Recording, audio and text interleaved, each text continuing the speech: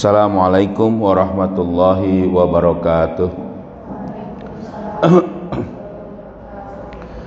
Alhamdulillah nahmaduhu wa nasta'inuhu wa nastaghfiruh wa na'udzu billahi min shururi anfusina wa min sayyiati a'malina may yahdihillahu fala mudilla lahu wa may yudlilhu fala hadiyalah.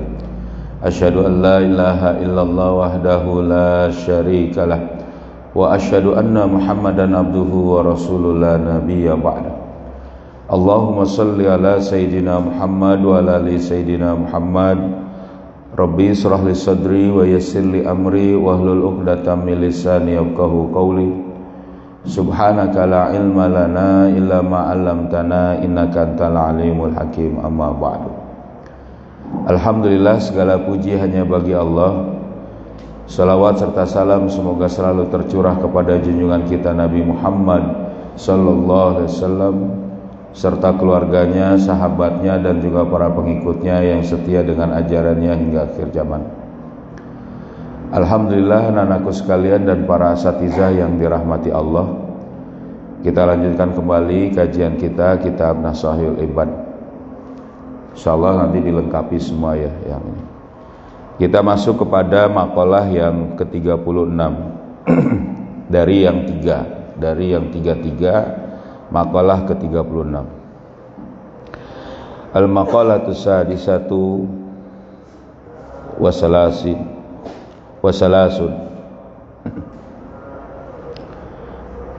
An Luqman Al-Hakim annahu qala, dari Luqman Al-Hakim bahwa sesungguhnya dia berkata libnihi, kepada anaknya, ya bunayya innan nasa salasatun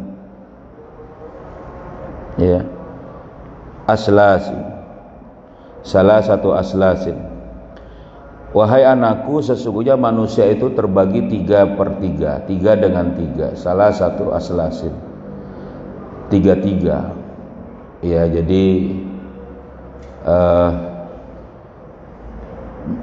manusia itu terbagi seperti itu. Ini bukan berarti membentuk manusia, tapi manusia itu ada 3 yang melingkupinya. Nanti kita bahas ya satu-satu di sini.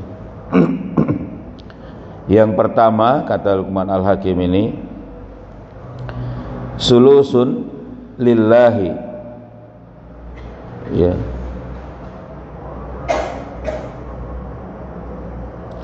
wa sulusun linafsihi wa sulusun lidudi. Yang pertama itu adalah 3, yang pertama itu adalah 1/3 untuk Allah, 1/3 untuk dirinya sendiri, dan 1/3 lagi untuk cacing. Apa yang dimaksud nanti di sini ya. Fa amma ma huwa lillahi, adapun apa-apa yang itu untuk Allah, faruh ya, faruhu, yaitu adalah ruhnya. Nah ini memang karena Allah katakan wa ma apa yas'alunaka, a'udzubillahi minasyaitonir rajim, yas'alunaka anir ruh. Mereka bertanya kepadamu Nabi wahai Muhammad tentang ruh. Qulir ruhu min amri rabbi wa ma utitu minal ilmi illa qalila. Sesungguhnya ruh itu adalah merupakan urusan Tuhanmu dan tidak ada diberikan ilmu kepada kamu semua kecuali sangat sedikit. Kepada kalian enggak ada ilmunya. Memang ruh itu adalah sirrul hayah yang dimaksud di sini. Ruh yang dimaksud ini adalah nyawa. Jadi itu itu dari Allah ya. Ruh itu dari Allah. Jadi memang manusia tidak tahu gambaran ruh seperti apa. Katanya ada yang mengatakan ruh orang mati bentuknya seperti apa, nggak ada yang tahu sebenarnya. Nah makanya tidak perlu dibahas. Cuma ada di situ tanda yang menunjukkan adanya ruh, yaitu manusia bergerak, manusia itu tumbuh, dan manusia itu berkembang biak. Atau kalau roh itu ada pada binatang, ya binatang itu bergerak, tumbuh dan berkembang biak. Ada juga yang kemudian dalam Islam tidak ada nyawanya tapi hidup, yaitu tumbuhan. Dia tumbuh, dia berkembang biak juga, ya, dan dia bergerak, tapi tidak bergerak dalam makna berpindah tempat, tidak bergerak, ya. Ya, maksudnya di sini tumbuh. Jadi itu sepertiga bagian dari manusia itu ada sepertiga untuk Allah. Dalam makna, dalam tubuh manusia urusan sepertiga urusan itu atau ada bagian urusan itu adalah yang memang manusia tidak mampu mengindranya kecuali melihat keadaan penampakannya. Nah, yang pertama. Yang kedua, ya kan?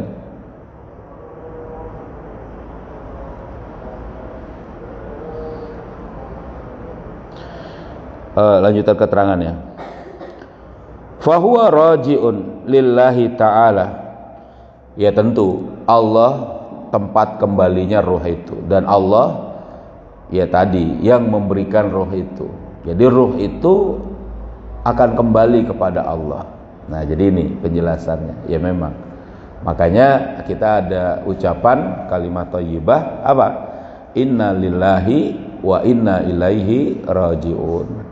Itu pada saat ada orang meninggal atau ada musibah. Ya kita ini kembali kepada Allah. Nah, ini ruhnya. Itu ya, nyawanya. Wa amma ma huwa li nafsihi fa amaluhu. Nah, ini dia. Adapun sepertiga yang berikutnya, yaitu adalah maksudnya bagian berikutnya dari yang tiga ini, yaitu adalah untuk dirinya sendiri. Apa untuk dirinya sendiri itu? Amalnya. Ya, amalnya. Perbuatannya. Ya kan?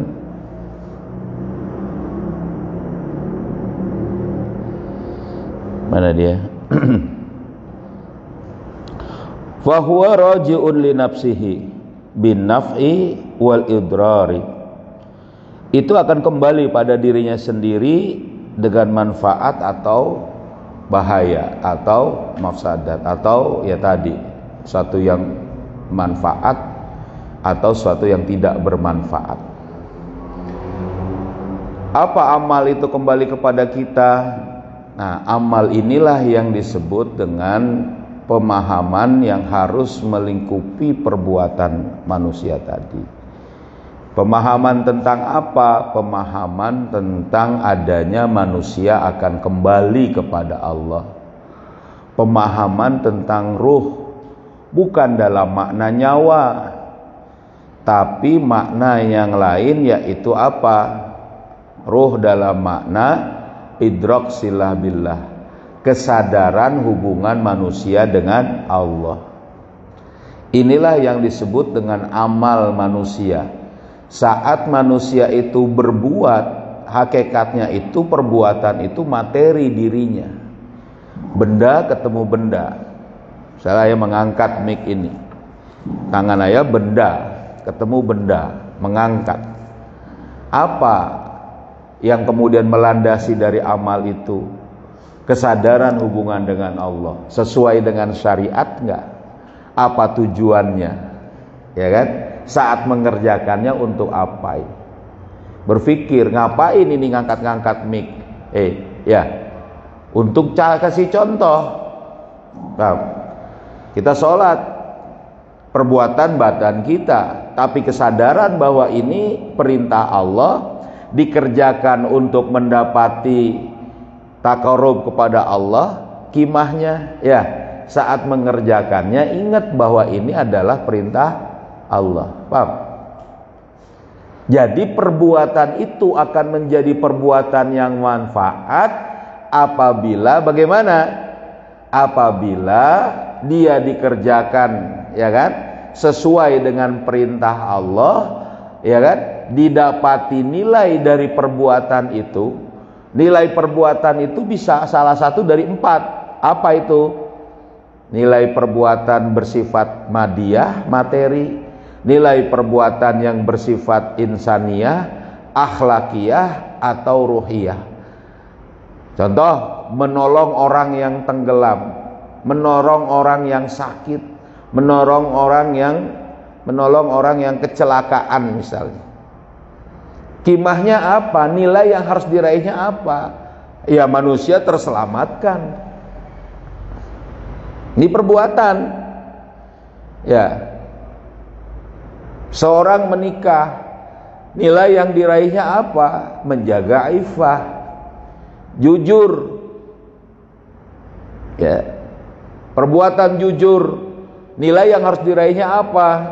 Menjaga iffah dirinya, kemuliaan dirinya. Makanya jujur itu bukan untuk orang lain, untuk diri kita sendiri.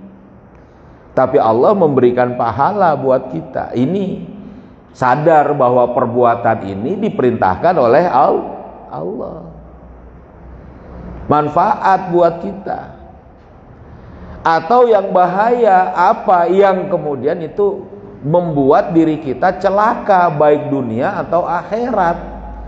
Kalau celaka di dunia itu masih ada unsur lain yang bisa celaka dalam makna pandangan zahir manusia, ya kan? Harus ada unsur lain, yaitu yang ditentukan syariat. Itulah yang disebut adanya perbuatan itu khair atau syar, ya kan? Ya kan? Baik atau buruk. Contoh, orang berperang membunuh orang lain, membunuh manusia. Dalam kacamata manusia, perbuatan ini membawa bahaya, membawa kehancuran manusia. Tapi karena ada dorongan syariat bahwa misalnya perang itu adalah jihad fisabilillah, bahwa perang itu untuk mempertahankan agama, bahwa perang itu misalnya diperintahkan oleh Allah mengusir musuh orang kafir yang merampas tanah kaum muslimin misalnya di Palestina, ya, maka itu akan menjadi apa? Khair. Perbuatan itu tetap bermanfaat bagi dia. Contohnya sahabat,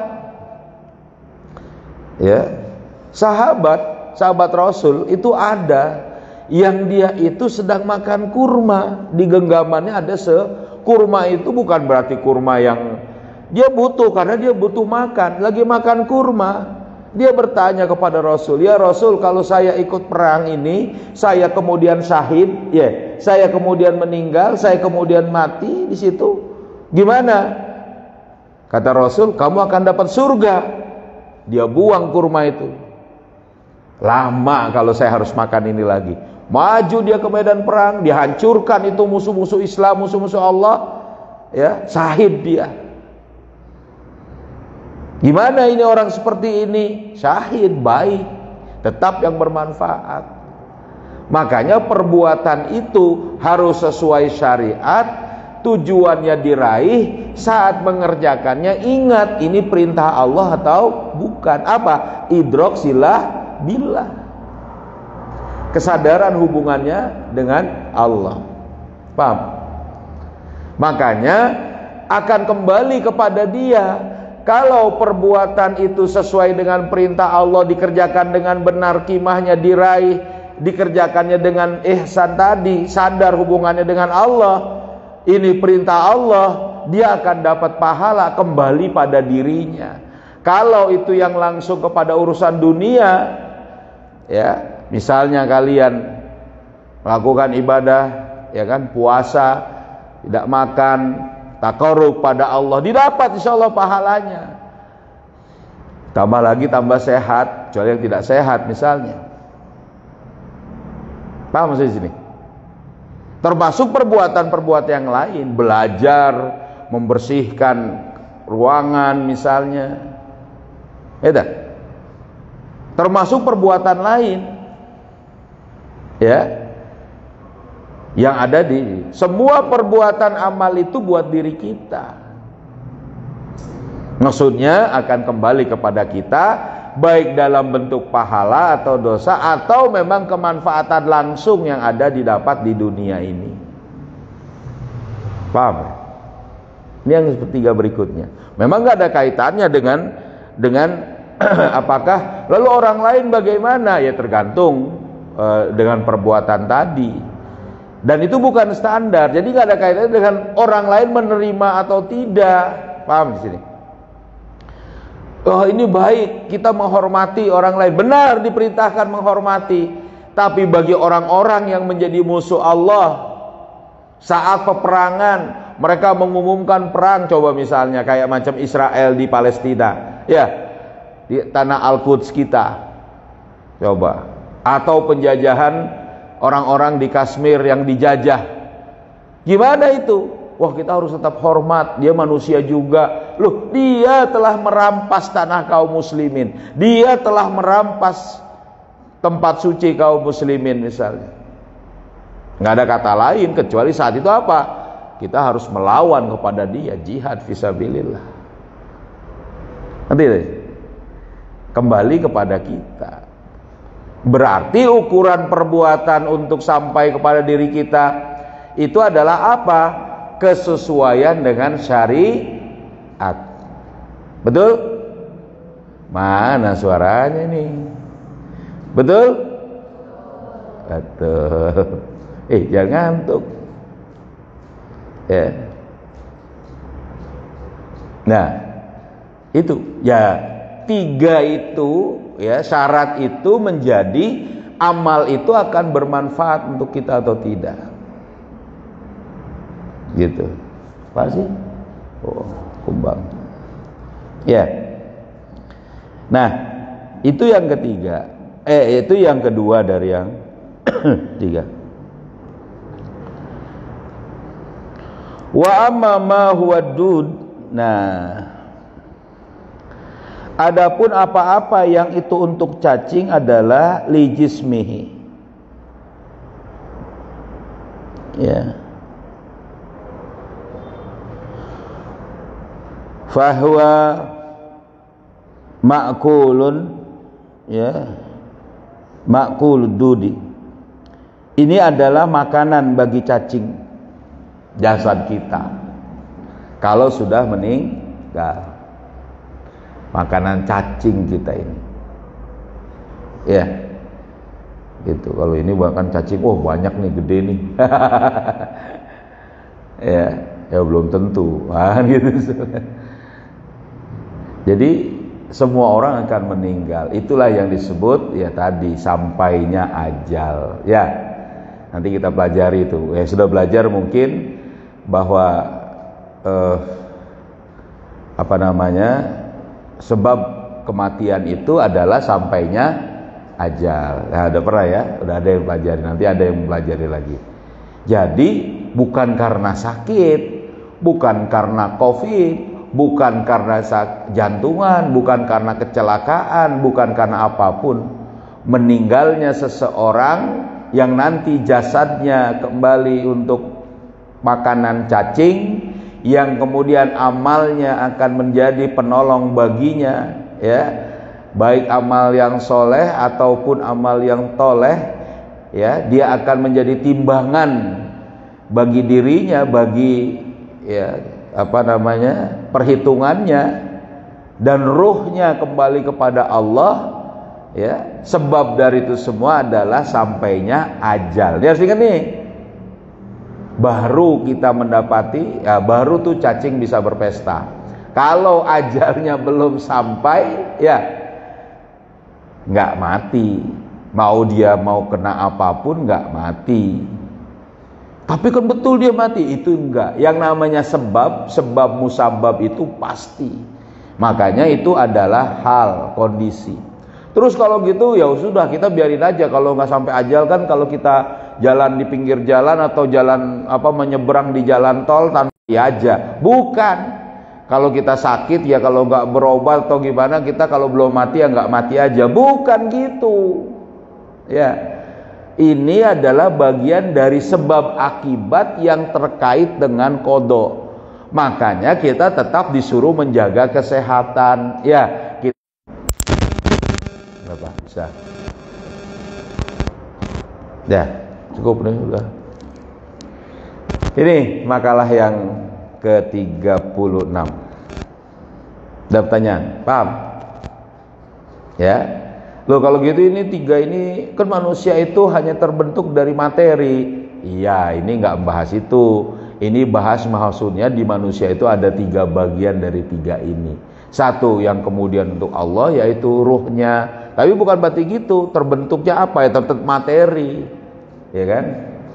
Satu lagi ya kan? Amalnya. Satu lagi ada jasadnya yaitu adalah ya Allah Subhanahu wa taala. Wah, harusnya di ini nih. Dibuang ya. Halo, dah jangan liatin itu. Lebih enak liatin ke sini. Ya. Ada pertanyaan enggak? Cukup ya? Oke. Yuk kita tutup. Kalau nggak ada pertanyaan kita tutup dengan baca surat Al-Asr. Bismillahirrahmanirrahim. Wal asri innal insana lafi khusrin illalladzina amanu wa amilus solihati wa tawasau bil haqqi wa tawasau bis sabr. Subhanakallahumma wa bihamdika asyhadu an la ilaha illa anta astaghfiruka wa atubu ilaik. Assalamualaikum warahmatullahi wabarakatuh. Allahumma salli ala sayyidina Muhammadin tibbil qulubi wa dawaiha wa afiyatil abadani wa shifaiha wa nuril absari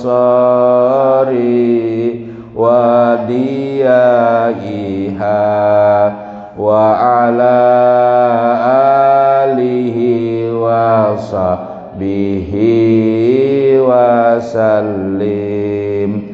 Allahumma salli ala sayyidina Muhammadin tibbil qulubi wa dawaiha wa afiyatil abadani wa shifaiha wa nuril absari